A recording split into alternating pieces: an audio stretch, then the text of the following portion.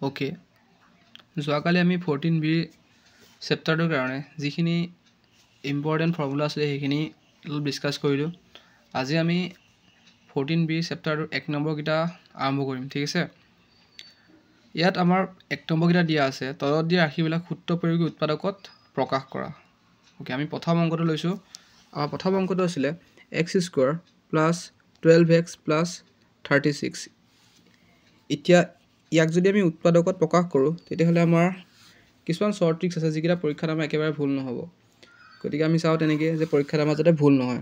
Okay, যেতিয়া আমাৰ এনেকুৱা উৎপাদকত প্ৰকাশ কৰিবলৈ দিয়ে তেতিয়া আমি ফাৰ্ষ্ট টাইম কৰিব পাৰোঁ কি আমাৰ ভুল নহ'বৰ কাৰণে, যিহেতু আমাৰ চিনবিলাকেই বেছি ভুল হয়। গতিকে ইয়াত প্লাছ প্লাছ আছে, মই প্লাছ প্লাছ দি লৈছোঁ।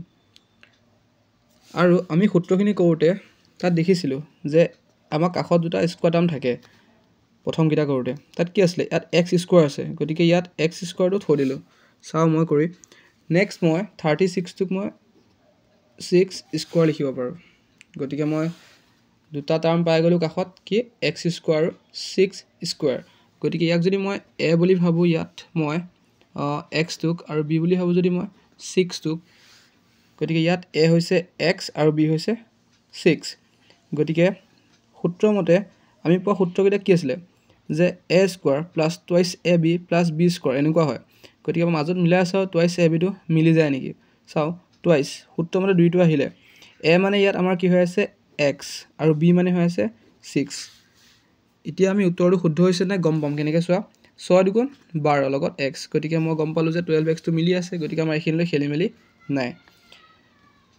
এতিয়া আমাৰ সূত্ৰখিনি কেনেকুৱা আছিলে, ইয়াত দেখিছোঁ কি আমি a² plus twice ab plus b² হ'লে আমাৰ কি হয় a plus b whole square.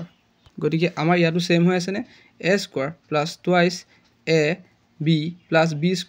গতিকে আমি ইয়াক কেনেকৈ লিখিব পাৰোঁ a plus b whole square. যিহেতু ইয়াত স্কোৱাৰ আছে গতিকে মই গম পাইছোঁ যে এই নিচিনা টাৰ্ম আমাৰ কেইটা আছে, দুটা। গতিকে কি হ'ব x প্লাছ 6টোক মই কেইবাৰ লিখিম, দুবাৰ। গতিকে আমাৰ প্ৰথম এনচাৰটো পাই গ'লোঁ।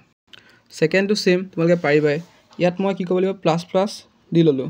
দেখিলোঁ মই ইয়াত x² স্কোৱাৰ টাৰ্মত ধুনীয়াকৈ মিলি আছে। 16টোক যদি মই এনেকৈ লিখিব পাৰোঁনে 4²। গতিকে দেখা পালোঁ এইটো a, এইটো কি b, দেন এইটো কেনেকুৱা হ'ব টুৱাইছ a b, 4 দুগুণ 8, 8x মিলি আছে।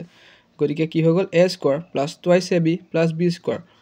যদি ইয়াক মই লিখোঁ কেনেকুৱা হৈ যাব a plus b whole square.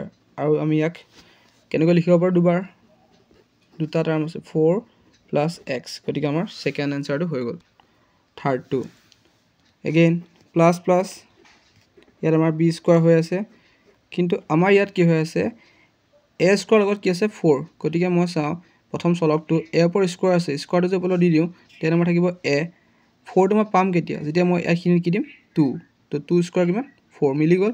গতিকে এই গোটেই টাৰ্মটো হৈ আছে আমাৰ a আৰু এইটো হৈ আছে আমাৰ b। গতিকে মাজত টুৱাইছ ab কৰিলে টুৱাইছ a মানে হৈ আছে আমাৰ 2a, b মানে হৈ আছে b। গতিকে 2 দুগুণ 4 a b মিলি গ'ল। এতিয়া আমি ইয়াক এনেকৈ লিখিব পাৰোঁ a² plus twice ab plus b² হ'লে আমাৰ কি হয় a plus b whole square. আৰু যিহেতু ইয়াত স্কোৱাৰ টাৰ্ম আছে গতিকে মই ইয়াক কেইবাৰ লিখিম, দুবাৰ।